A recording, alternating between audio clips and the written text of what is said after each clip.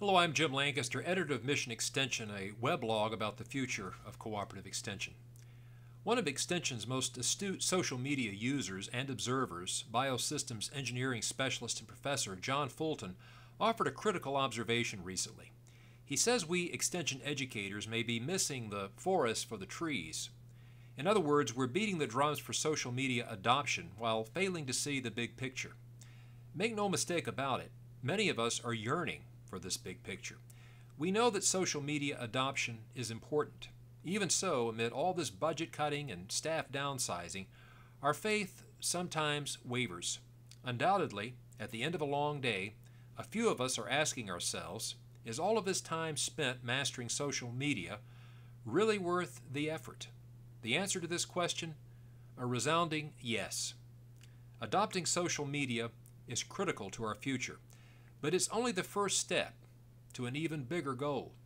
We must master social media in order to become the platform architects of the 21st century. Indeed, if Extension's survival could be summed up in one word, it's that one: platform.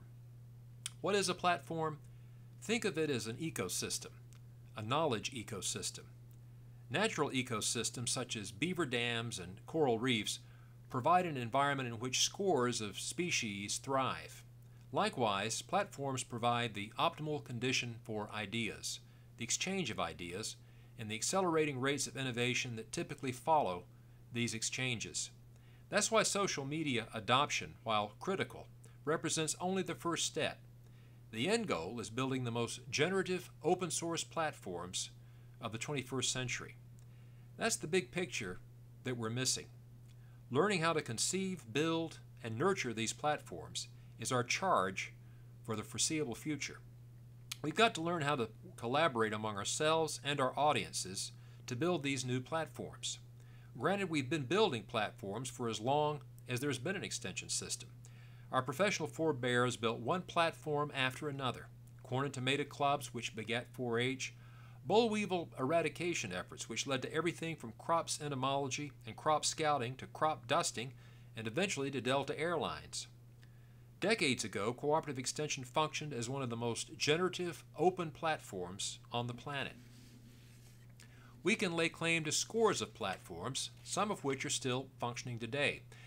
The problem is that the cooperative extension platform is no longer generative enough to compete with other platforms built by other 21st century platform architects. Here's another way of looking at it. Our platforms are failing to meet code, the building code of the 21st century knowledge economy. We must retool our outreach efforts to ensure that we're up to this task.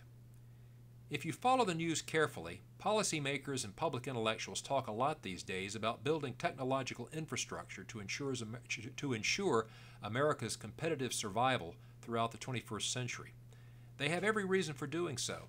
Yet there's every bit as much need for human infrastructure, the sort of infrastructure extension professionals routinely and unfailingly provided throughout most of the last century.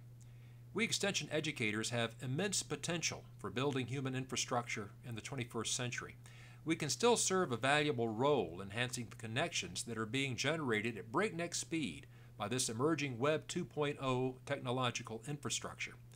But reaching this potential will require a complete rethinking of how we develop and deliver our products. It will require nothing less than learning how to ensure the most optimal conditions for intellectual exchange and transfer. It will require nothing less than our learning how to become the platform architects and builders of the 21st century. I'm Jim Langcuster, editor of Mission Extension. Thanks for watching.